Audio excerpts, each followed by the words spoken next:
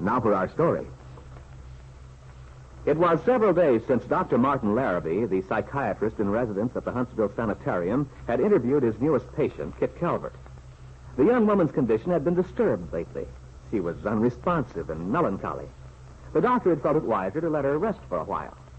But this morning, Miss Calvert was reported to be much improved. Encouraged, Dr. Larrabee had arranged to have her brought in at 3 o'clock. He'd watched her closely as she came into the room. She walked slowly, and when she sat down in the easy chair facing him, she leaned her head wearily against the cushion. Evidently, she was tired and somewhat weakened by her disturbance during the past few days. However, she was composed and less antagonistic than at previous interviews.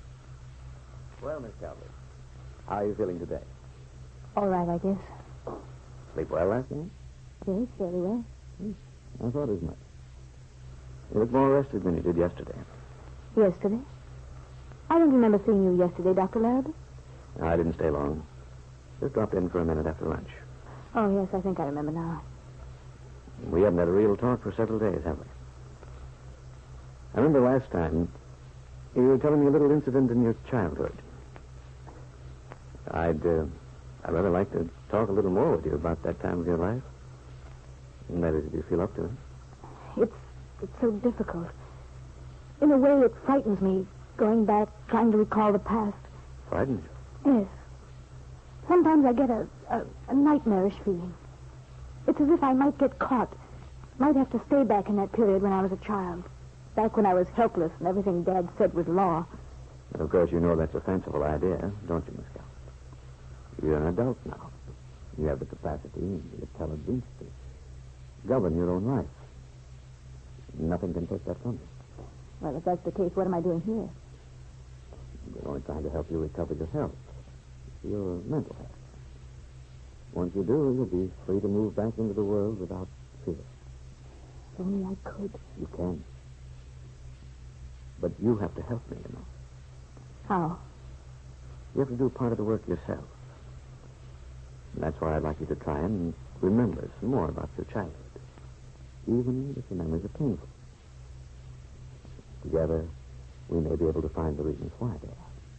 That wouldn't stop them from being so, just knowing why? Better not. Let me tell you a curious thing. We don't fear that which we truly understand. See, the fear comes from not understanding. Perhaps you're right, I don't know. Today, I'm almost willing to believe you actually can help me. Well, that's the first step. Maybe you're right, Doctor. About fear coming from not understanding. I don't know. Well, then suppose we try.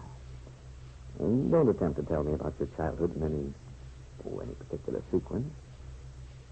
Give it to me as it comes to you. Even the little incidents, the little details that may seem unimportant. You want to try it?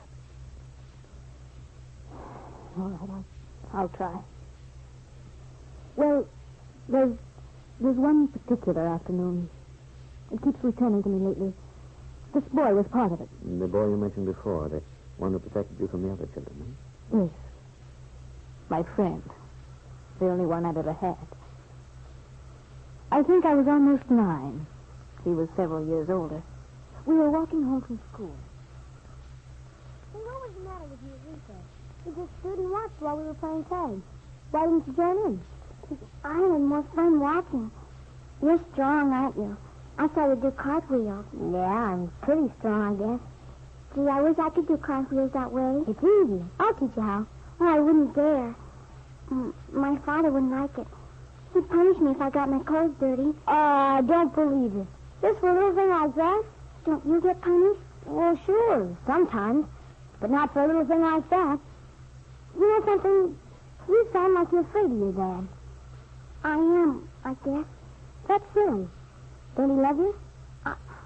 I guess so. I don't know. You must have a funny father. My mom, she loves me and I know it. How do you know it? Well, we're having apple pie for supper. You are? Well, how does that prove your mother loves you? Because I asked my mom to make one, and she promised. You just ask your mother to do something and she does it? Whatever you want? Sure. Gee. Well, what about your father? Doesn't he do stuff for you? Nothing. Ah, go on. Why, you've got your own swing and slide. You've got your own piano. How did you know that? Your housekeeper told Jane Palmer's mother. And Jane's mother told her. And Jane told you. You were talking about me to Jane. Anything wrong? Jane doesn't like me. She would, only don't give her a chance. That's the trouble. You don't let people like you. I'm afraid. Nuts. That's a lot of horseradish, being afraid all the time. What else for the love of Mike? You know, kids, they tease me. So what? They tease me, too. Look at today. Everybody yelling about how you're my girl. Didn't you mind? Nah. I should worry what those kids say. You're brave. Look, Kitt, my mom's a pretty smart woman. She's smart, that's all. And you know what my mom says? What? She says you get back from people what you give them. Like this. If you're square with them, then they'll be on the square with you. That's not what my father says. No? Well, what's his idea? He says you have to look out for yourself, or people will take advantage of you. That's a lot of hooey. What's the matter with him? Doesn't he like people? Why, that's crazy. Is it really? Sure it is. Well, but I've got to do things the way he says. I feel sorry for you, Kitt Calvert. I'm sure glad I've got my mom instead of your dad. Oh, well, you'll be okay when you grow up. We'll be at my house. Yeah.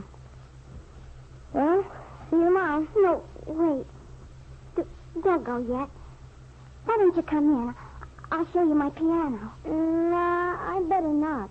Your dad might not like it. Please. It's all right. Honest. Besides, my dad isn't home. Well, okay. Come on, we'll go through the garden.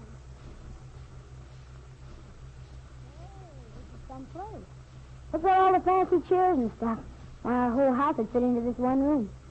Really? Your house must be terribly small. Not very big. But I like it. You do? Yeah. I like it better than this one. I think I'd like your house. And your mother? Sure you would. I don't like this house either. Sometimes I cry because I wish so hard I wouldn't be here. I even want to run away sometimes. Ah, that'd be crazy. They'd just find you and bring you back. Say, Kitt, why don't you come over to our place sometime? We could have a lot of fun. We could... My father. So what? He won't bite, will he? I don't know what he'll do.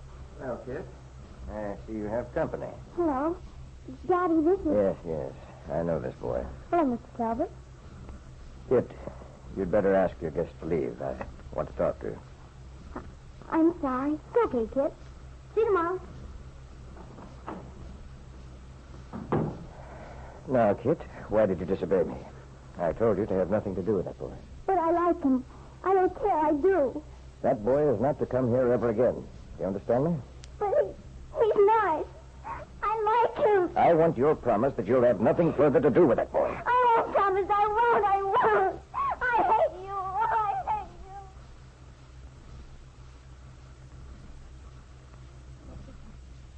That's all I remember. Think, Miss Calvert.